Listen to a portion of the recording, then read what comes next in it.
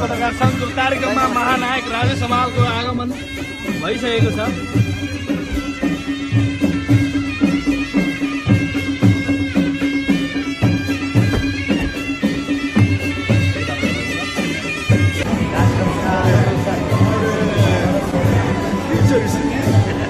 पत्रकारको झमझम त्यहाँ तपाईँ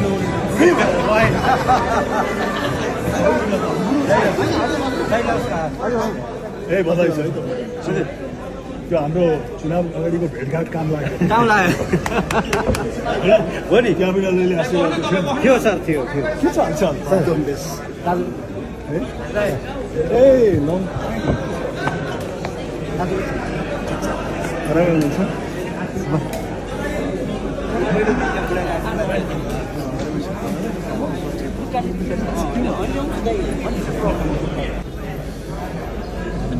दाइ कस्तो चल्दैछ त? चल्दैछ राम्रै चल्दैछ। गाडी के कस्तो चल्दैछ? गाडी कस्तो चल्दैछ आज? गाडी चाहिँ नि चलाउन धेरै शौकिन मान्छे होइन म। होइन त्यही त रेयर दृश्य देखेँ क्या, तपाईँ आफै ड्राइभ गरेर आउनु है। अहिले पानी पनि पर्यो, नजिकै भयो हुनाले आएँ। हजुर अब तपाईँहरूको यो जमघटमा नआउने त कुरै भएन। लास्ट टाइम पनि आएको थिएँ, लास्ट टाइम र अहिले आउँदाखेरि चाहिँ केही अलिकति दुःखद घटना भएको छ, त्यसको कुरा हामी गरिरहेको छ। कति समय लाग्दो रहेछ अहिले तपाईँको नयाँ घरबाट यहाँ आइपुग्नु?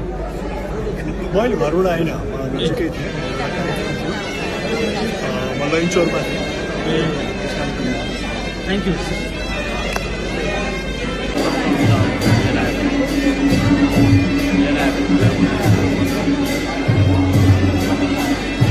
जिउँदो इतिहासहरू भनेर भन्छौँ। त्रिनेत्र, त्रिअभिनेत्री, वसुन्धरा विशाल, भुवन चन्द।